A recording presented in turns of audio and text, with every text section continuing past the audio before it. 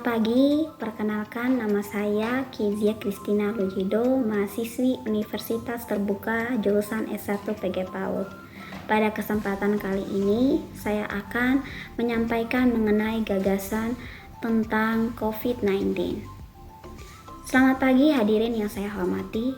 Seperti yang sudah kita ketahui, jumlah kasus infeksi COVID-19 di Indonesia, khususnya Jawa Barat, kian meningkat. Bertambahnya jumlah kasus ini membuat angka infeksi COVID-19 di Indonesia pada 1 Juni menembus sebanyak 4.824 kasus dan Jawa Barat menjadi penyumbang angka kasus positif terbanyak dengan 892 kasus. Penyakit COVID-19 adalah penyakit menular yang disebabkan oleh virus SARS-CoV atau yang sering disebut dengan virus corona. Penyakit COVID-19 dapat menyebabkan gangguan sistem pernapasan mulai dari gejala ringan seperti flu hingga infeksi paru-paru seperti pneumonia. Penularan COVID-19 terjadi apabila seseorang tidak sengaja menghirup percikan ludah atau droplet yang keluar saat menderita COVID-19 bersin atau batuk. Adanya kontak erat dengan penderita COVID-19 ataupun bisa terjadi karena penularan partikel zat di udara seperti saat kita sedang di kerumunan atau di dalam ruang tertutup.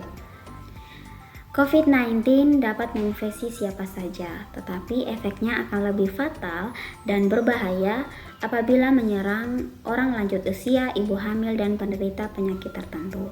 Gejala COVID-19 biasanya muncul dalam 2 hari sampai 2 minggu setelah seseorang terinfeksi virus penyebabnya, dan gejala awal infeksi COVID-19 bisa menyerupai gejala flu seperti demam, pilek, batuk kering, dan sakit tenggorokan. Gejala lainnya adalah sesak nafas, menggigil, hilangnya kemampuan mengecap rasa, atau hilangnya kemampuan mencium bau.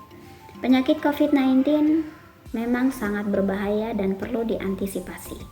Ada beberapa hal yang perlu kita lakukan agar penularan COVID-19 dapat dicegah. Cara yang pertama adalah dengan melakukan vaksinasi dan rapid test atau PCR. Indonesia sedang menjalankan kegiatan vaksinasi COVID-19 secara bertahap. Di Jawa Barat sendiri, menurut data Dinas Kesehatan Provinsi Jawa Barat, vaksinasi COVID-19 dosis pertama sudah mencakup 95,05% sasaran.